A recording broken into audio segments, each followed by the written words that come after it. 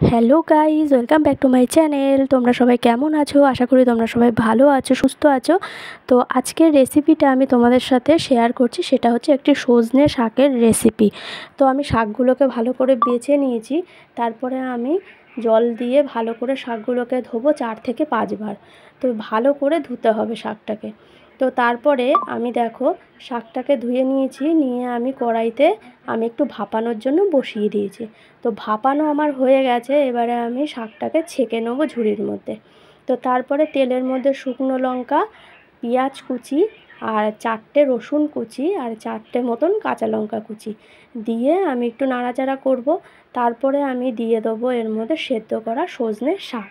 তো সজনে শাকটা দিয়ে লবণ, হলুদ, চিনি এই সব কিছু দিয়ে আমি কিন্তু নাড়াচাড়া করব যতক্ষণ না জল জল ভাবটা চলে যাচ্ছে। তো জল জল ভাবটা যতক্ষণ চলে না যাচ্ছে ততক্ষণ কিন্তু আমরা নাড়াচাড়া করব। তো দেখো নাড়াচাড়া করতে করতে দেখো আমাদের জল জল ভাবটা চলে গেছে। তো এইবারে আমি কিন্তু শাকটাকে আমি নামিয়ে নেবো। তো আমাদের সজনে শাকের রেসিপি রেডি টু সার্ভ। ভিডিওটা তোমাদের কেমন লাগলো? যদি তোমাদের ভিডিওটা ভালো লাগে অবশ্যই লাইক করো, শেয়ার করো আর সাথে থেকো। আর তোমরা যারা যারা আমার এই ভিডিওটা এখনও অবধি সাবস্ক্রাইব করোনি তারা অবশ্যই সাবস্ক্রাইব করে রেখো নতুন নতুন ভিডিওর আপডেট পাওয়ার জন্য। তো আজকের জন্য এইটুকুই। Tata, thanks for watching.